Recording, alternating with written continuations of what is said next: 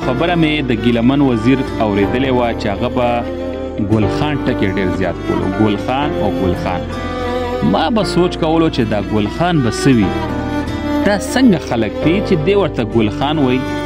هغه ورځ په پېښور کې د یو کس سره چیړ و، ډېر زیاتې داسې خبرې کولې چې یاره پی ټي ایم داسې او منظور داسې او دا پښتانه داسې او دا کمکل دي او دا دی او دا دی. نو د هغه سره په څنګ کې یو ملګری بل ناست و، نو هغه بیا وویل که نه چې تا ته ستا په کور کې وایي مړی شوی دی، چېرته چا ستا پلار رور یا زوی یا وراره یا تره زوی څوک چا وجلي دي؟ هغه دی چې نه شکر دی څوک هم نه دي وجلي. وایي په کور دی چېرته بم را پرېوتی دی، کور دی چېرته ړنګ شوی دی؟ هغه دی چې نه لا دې نه کي خدای دې نه کي. ولې؟ وته چې ښه اوس زما کیسه وایي واوره. قسم دی چې هغه کس ما ته والله چې اوس هم ژړا راځي یار.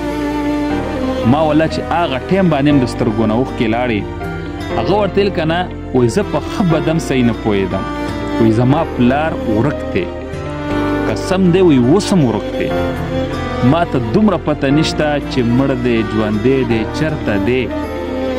وایي چې ما ته مور هم صحیح کیسه نه کوي ځکه چې زه ډېر وړوکی وم، 20 کاله وشو چې پلار مې ورک دی. او دغه هلک چې ډېر زیاتې دغه د 28-30 کالو به وی، نو چې 30 دا د 10 کالو ماشوم شو، به دته دومره صرف یاد چې پلار مې ورک شو، جیل له لاړو.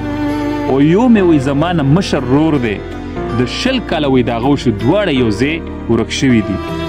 نو هسې لکه زه ما په دغه ټایم کې بیا دغه کس ته وویل مالچا ګیلمن به ګل خان ویل او دا یې تاسو ته ویل.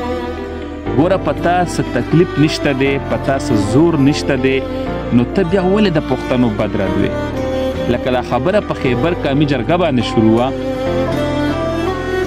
نو مال چې ته وګوره د ده ته اوس پته لګي چې په ده څومره زور دی. او بیا ده ته هم دومره پته نه لګي چې ده خو وړوکوالی و، د مور و پلار مینه چېرته دومره لیدلې د پلار یا د رور. دا یې د مور نه تپوس وکړه چې هغه ته پته ولګي چې د هغه خاوند نشته دی، د هغه زوی نشته دی.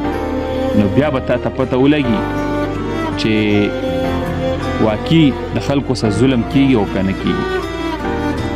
ملګرو زه ډېر زیات غمزده کمه. بیا ما ورته هم ویله چې تصویران دغه راوړه، زه به مخکې شیر کمه، پیج له به ورکمه نورو خلکو ته چې ستا په ډېټه کې خو راشي کم از کم. خو هغه بس د کور دکه یو هلک پاتې دی، نور څوک هم نشته دی. نو ډېر زیات بې وسه وایي زه مزدورۍ له لاړ شم، سهار ماسخوتن راځم. نو دغه پیغام مې در سره صرف په دې شعر کو چې دا کم خلک نه دي خبر، نو دا په دغه خلکو پورې خندا کوي. ولې په پورې کوي؟ چې هغه ته څه تکلیف نشته، هغه ته څه تکلیف یې لیدلی نه دی، نو ځکه په دغه نورو پورې خندا کوي.